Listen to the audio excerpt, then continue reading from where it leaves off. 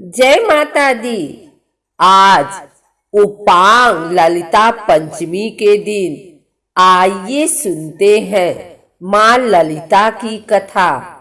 पौराणिक कथा के अनुसार देवी ललिता आदि शक्ति का वर्णन देवी पुराण से प्राप्त होता है। नैमिषारण्य में एक बार यज्ञ हो रहा था, जहां दक्ष प्रजापति के आने पर सभी देवतागण उनका स्वागत करने के लिए उठे, लेकिन भगवान शंकर वहां होने के बावजूद भी नहीं उठे। इसी अपमान का बदला लेने के लिए दक्ष ने अपने यज्ञ में शिव जी को आमंत्रित नहीं किया, जिसका पता मां सती को चला और वो बिना भगवान शंकर से अनुमति लिए अपने पिता राजा दक्ष के घर पहुंच गए। उस यज्ञ में अपने पिता के द्वारा भगवान शंकर की निंदा सुनकर और खुद को अपमानित होते देखकर उन्होंने उसी अग्निकुंड में कूदकर अपने प्राणों को त्याग दिया। भगवान शिव को इस बात की जानकारी हुई तो वह मां सती के प्रेम में व्याकुल हो गए और उन्होंने मां सती के शव को कंधे पर रखकर इधर उधर उन्मत्त भाव से घूमना शुरू कर दिया। भगवान शंकर की इस स्थिति से विश्व की संपूर्ण व्यवस्था छिन्न भिन्न हो गई। ऐसे में विवश होकर अपने सुदर्शन चक्र से माता सती के शरीर के टुकड़े टुकड़े कर दिए, जिसके बाद मां सती के शरीर के अंग कटकर गिर गए और उन अंगों से शक्ति विभिन्न प्रकार की आकृतियों में उन स्थानों पर विराजमान हुई और वह शक्तिपीठ स्थल बन गया। महादेव भी उन स्थानों पर भैरव के विभिन्न रूपों में स्थित हैं। नैमिषारण्य में मां सती का हृदय गिरा था। नैमिष एक लिंग धारणी शक्तिपीठ स्थल है, जहां लिंग स्वरूप में भगवान शिव की पूजा की जाती है और यही मां ललिता देवी का मंदिर भी है, जहां दरवाजे पर ही पंच प्रयाग तीर्थ विद्यमान है।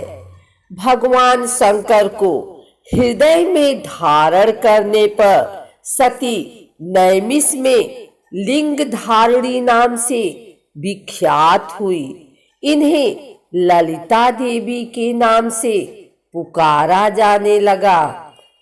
एक अन्य कथा के अनुसार ललिता देवी का प्रादुर्भाव तब होता है जब ब्रह्मा जी द्वारा छोड़े गए चक्र से पाताल समाप्त होने लगा था।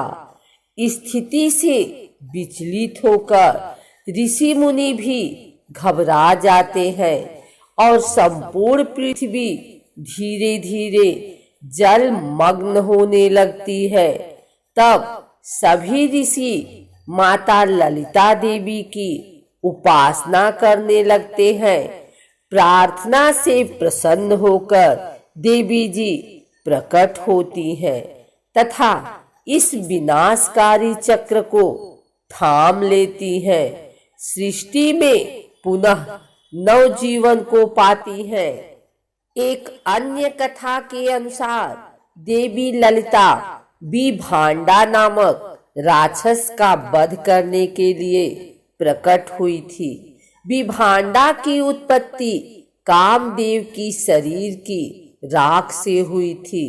इस दिन लोग विधिवत रूप से देवी ललिता के साथ स्कंद माता और भगवान शिव की पूजा अर्चना करते हैं।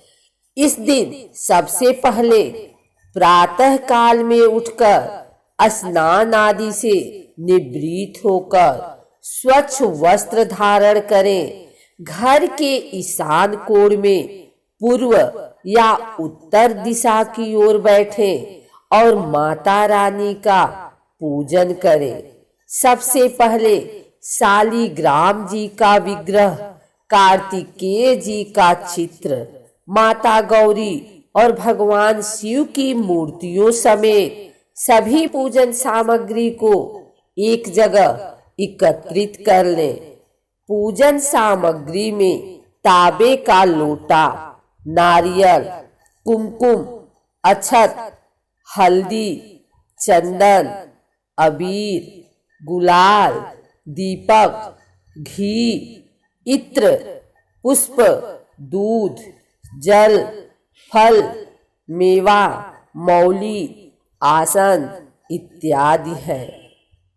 पूजा के दौरान माता के मंत्रों का जाप करें। अंत में जो भी आपकी मनोकामना हो उसकी प्रार्थना करें। यदि आपकी संतान नहीं है तो आप अपने लिए संतान सुख की प्रार्थना कर सकते हैं। इसके बाद मेवा, मिष्ठान और मालपुए एवं खीर इत्यादि का प्रसाद वितरित किया जाता है।